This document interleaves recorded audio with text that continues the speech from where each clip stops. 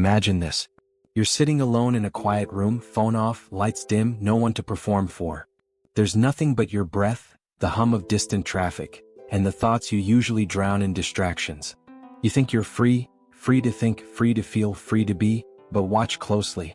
A pattern emerges. Where does your mind wander? Does it drift toward money, achievement, or reputation? Does it hunger for validation? Or replay old wounds in an endless loop of imagined revenge or longing? These aren't just thoughts. These are altars.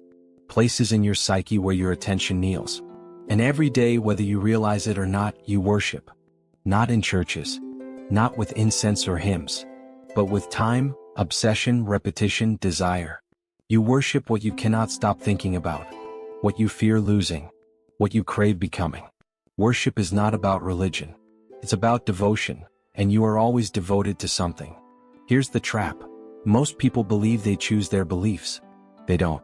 Their beliefs are chosen for them, by media, by culture, by trauma, by repetition. They internalize values they've never examined. They adopt gods they don't even recognize as gods. But make no mistake, your God is whatever you cannot live without. Some worship money. Some worship beauty. Some worship power, intellect, attention, romance, even pain. And slowly, imperceptibly, they begin to mold themselves in its image. A man who worships power becomes cold and calculating. A woman who worships beauty becomes anxious and hollow. A child who worships approval becomes a stranger to themselves. You become what you worship. It doesn't ask your permission. It rewires you over time, neuron by neuron, habit by habit, until you are no longer choosing your life. You are serving it. And here's the terrifying paradox. The thing you worship never loves you back. It feeds on you. It uses your body as a temple, your mind as an altar, your time as an offering. It promises meaning and delivers addiction. It promises freedom and delivers chains. You sacrifice your identity for something you can never truly possess. And still you keep kneeling. Why do you think that is? Because it hurts more to confront the void. It hurts more to admit you've given yourself to something that will never fulfill you. So you double down. You run faster on the treadmill. You upgrade the idol. More followers, more control, more validation, more spiritual bypassing dressed up as self-help. But the question won't leave you. What do you worship when no one is watching? Not what you say you believe, but what your behavior proves. What you defend when it's threatened. What you organize your life around. What you panic about losing. Is it freedom or security? Truth or convenience? Love or control? Look at your habits, your calendar, your bank statement, your Google search history, your silent obsessions. They will show you the real object of your devotion. This is not a moral judgment. This is an existential reckoning. Because here's the brutal truth, you are always becoming. And what you become is dictated not by your intentions but by your worship. If you worship shallow things, you become hollow. If you worship false things, you become deluded. If you worship dead things, you begin to rot from the inside out. And still, something inside you aches for more.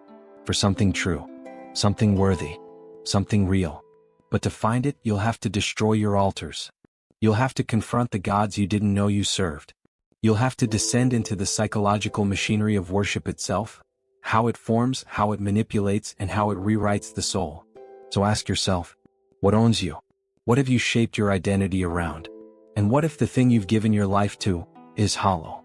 We're going deeper, into the roots of worship, into the anatomy of devotion, into the dangerous machinery that programs your soul without your consent. Because only when you see what you've unconsciously bowed to, can you begin the rebellion. There is a reason why you worship. It's not just conditioning. It's not just capitalism. It's not even your fault, not entirely. The need to bow, to attach, to orient yourself towards something greater is ancient. Carl Jung understood this deeply when he said, "You can take away a man's gods, but only to give him others in return." The psyche demands orientation. It craves a North Star, even if it has to invent one. You are not a creature of pure reason. You are a creature of hunger, spiritual, emotional, psychological. And when the soul is starved for meaning, it will eat anything, even lies, especially lies that taste sweet. But here's the hidden mechanism. Worship is the structure that fills the void. The void Sartre spoke of, the nauseating freedom of a self unanchored, is too much for most to bear. So we latch onto something, anything, to make sense of the chaos. We create idols, not with stone or wood, but with attention. Attention is the new currency of reverence. Where your attention flows, your soul follows. And so the human psyche, terrified of meaninglessness, begins to cling to symbols of status, to bodies sculpted by insecurity, to words like success, purpose, legacy, not realizing these are just labels, cheap containers for unexamined longing. Nietzsche warned us. God is dead, he declared, not with celebration but with dread. He wasn't advocating atheism. He was sounding the alarm. When we destroy the sacred, we don't become enlightened, we become disoriented. And in the absence of the divine, we enthrone the trivial. When you no longer believe in a higher order, you don't stop worshiping, you just start worshiping lower things. Look around.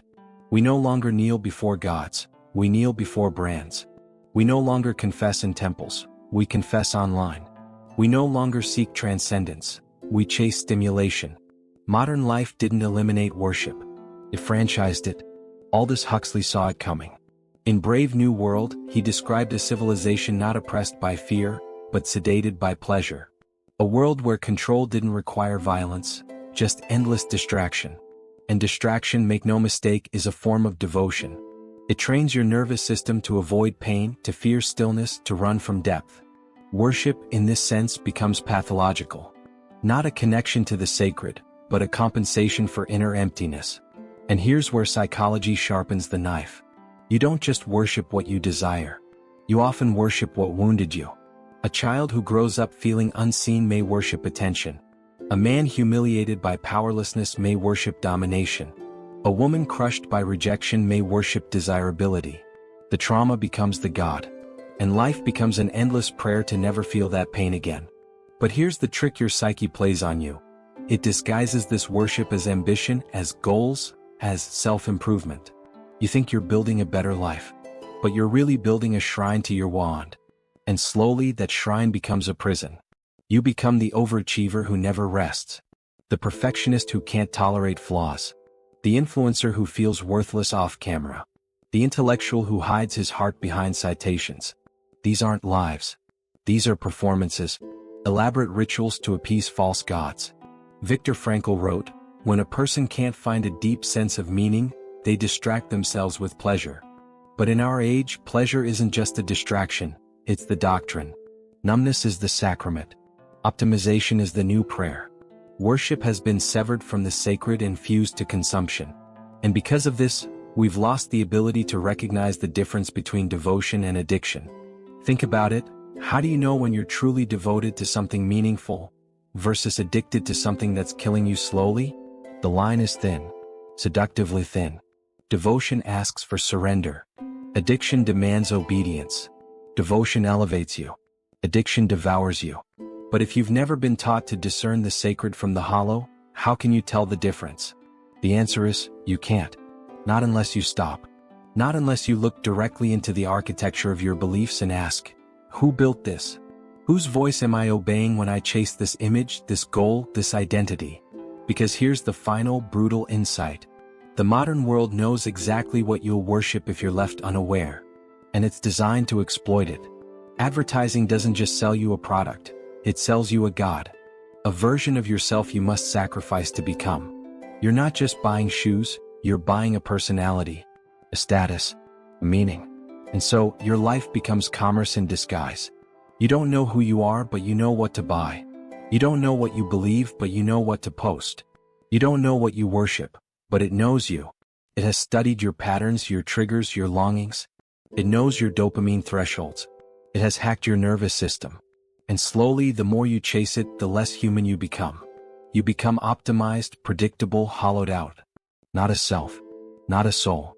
Not even a slave. Just a node in a system designed to monetize your longing. So now the question sharpens. If you become what you worship, and if what you worship is artificial, manipulative, and dead inside, then what are you becoming? We're not done yet. Not even close. Because we haven't even looked at what this worship does to your life, to your relationships, to your society, to your future. The consequences are already here. And most people will never see them until it's too late. You become what you worship. And what you worship becomes your world. But what if the thing you worship is hollow? At first, the effects are subtle, easy to overlook. You convince yourself it's just stress or burnout or the price of ambition. But the cracks begin to show in strange ways. Your attention span decays. Your joy feels manufactured. Silence becomes unbearable. You're always scrolling, always planning, always consuming, but rarely feeling, rarely being. You tell yourself you're chasing success, love, truth, but what you're really doing is chasing your idol's approval. Worship has become mimicry. Slowly, your identity is no longer yours. It's a reflection of what the object of your devotion demands from you. And here's where it becomes dangerous. You begin to betray yourself to maintain the illusion. You start laughing at jokes you don't find funny, agreeing with ideas you don't believe in, posting things that feel performative because the algorithm rewards it, saying yes when everything in you says no, not because you want to, but because that's what the god of attention, success, or social acceptance requires. You offer small pieces of your soul each day. You call it networking, or professionalism, or just being realistic. But it's worship. And you know it because it feels like self-betrayal. Yet you keep going. Because there's a moment of reward. A promotion and a nod of approval. A fleeting feeling that you matter. That you're seen. But it fades. And so you return, again and again, like a ritual, repeating the offering each time, hoping this time will be enough. But it never is. Because false gods are never satisfied. They take more than they give. And they leave you emptier with every act of devotion. Psychologically, this becomes a loop, a feedback system of pain, coping, relief, and return. Just like addiction. Let's be clear, this isn't metaphor. This is biology. The limbic system, the part of your brain responsible for emotions, memory, and survival, can't distinguish between a sacred idol and a social one. If you believe something is the source of your worth, your brain rewires around it. Your dopamine system reorients. Your behavior reshapes. Neurologically, you begin orbiting around your worship object like a moon around a planet. And over time, your center of gravity shifts. You're no longer the one choosing. You're being chosen, again and again, by the thing that trained your desire. And so you become reactive. You become rigid and anxious. Terrified of silence, failure, being forgotten. You're not a sovereign being anymore. You're a pattern. Predictable. Monetizable. Replaceable. And when entire societies worship the same false gods, the effects scale. You see it in culture. Authenticity becomes branding. Relationships become transactions. Spirituality becomes a lifestyle aesthetic. Thought becomes algorithmic repetition. We are surrounded by people who no longer speak from the soul, but from a script written by trends, algorithms, and fear of exile. And the irony? The more we conform, the lonelier we become. Because deep down we know, this isn't us. We know we've lost something, but we don't know how to find it. This is the true cost of worshiping the wrong thing. Alienation from self. You lose your inner compass. You stop trusting your gut. You outsource your truth to metrics, opinions, gurus, ideologies. You forget how to be still, how to question, how to feel without filtering. And over time, this hollowing spreads like a disease. It invades your relationships. You start choosing partners not for love, but for image, status, or comfort. You perform affection rather than experience intimacy. You become terrified of being truly seen, because deep down you don't know what they'll find. It infects your creativity. You don't create for expression, you create for validation. Your originality dissolves. You start copying what works, following formulas, repeating patterns. It erodes your capacity for awe. You no longer wonder. You no longer sit in mystery. You scroll past it or package it into a quote slide. The sacred becomes content. The infinite becomes a niche. The divine becomes digestible or dismissed. But the most haunting consequence is this. You become numb to your own becoming. You don't notice how much you've changed until it's too late. You wake up one morning and realize you don't recognize your own voice. You've become fluent in performance but mute in truth. You've crafted a life that looks perfect from the outside, but feels like a coffin from the inside. And by then the damage is deep.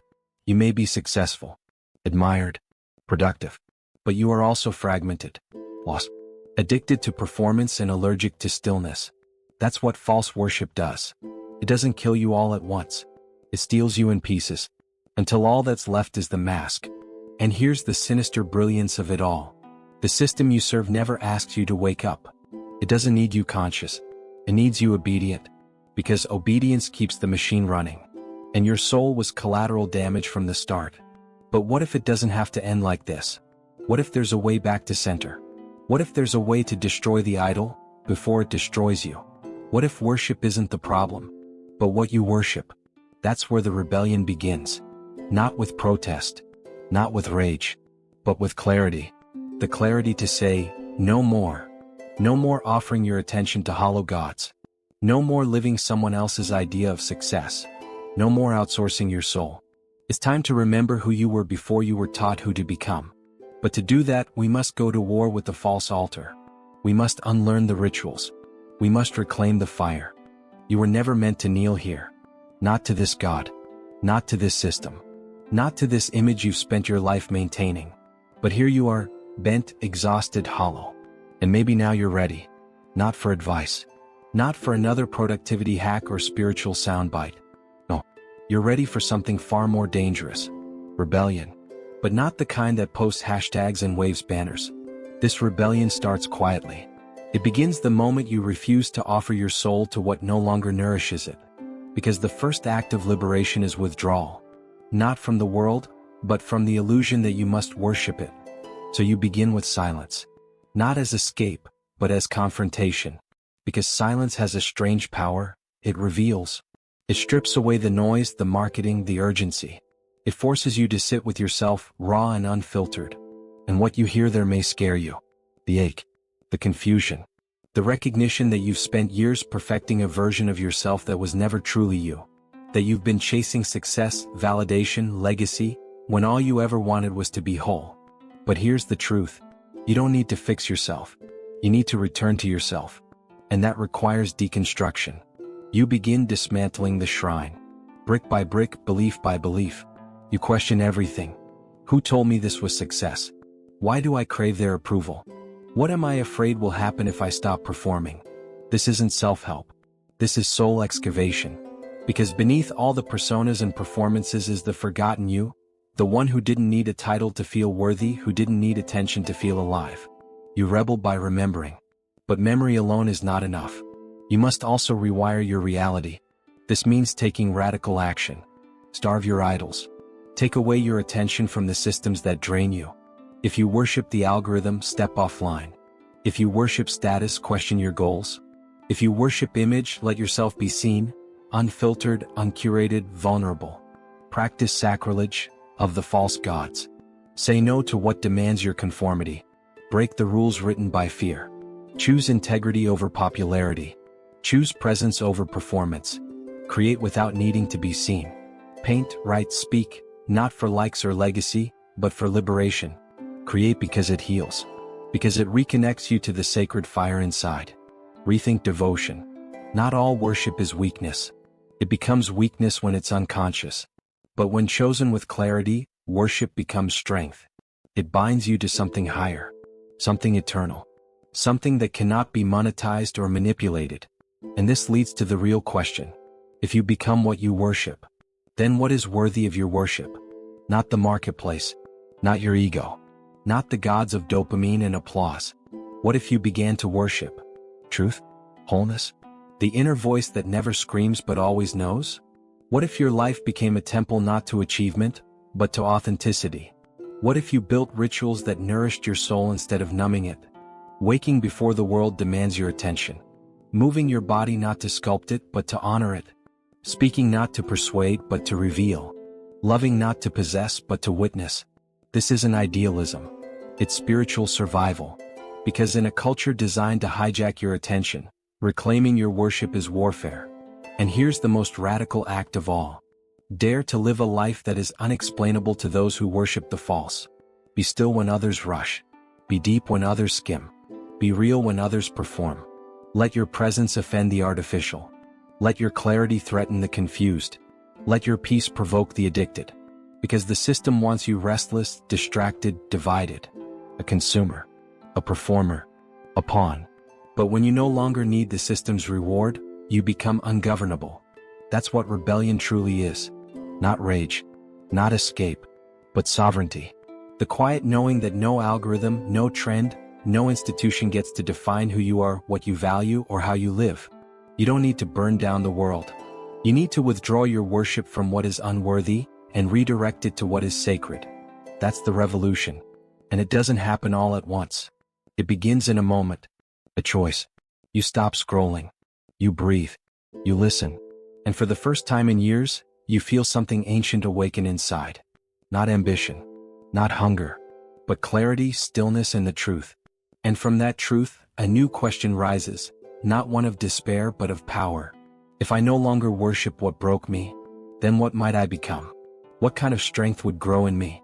What kind of voice would return? What kind of life could I live if I stopped building altars to my wounds? You don't need permission. You just need to begin. Because every great rebellion starts in the dark, in the heart of someone who finally decides. No more. No more kneeling before hollow gods. No more trading soul for security. No more mistaking addiction for meaning. You break the cycle.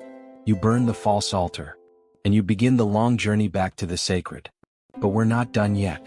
Because beyond the fire, beyond the ruins of what you used to worship, there's something waiting. A truth so deep, so final, so utterly devastating in its simplicity, that once you see it, nothing will ever be the same again. You burned the altar. You broke the trance. And in the silence that followed, something returned, not a voice from outside, but something ancient within. You didn't worship the world.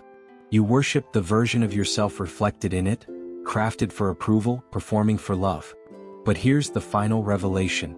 Even your self-image became a god. And now, to be free, you must let even that burn. Because the self you've been defending, chasing, branding, curating, was never real. It was a mask made to survive. True rebellion isn't becoming someone new. It's unbecoming everything you were told to be. And in that raw, sacred emptiness, you see clearly. There is no God outside of you.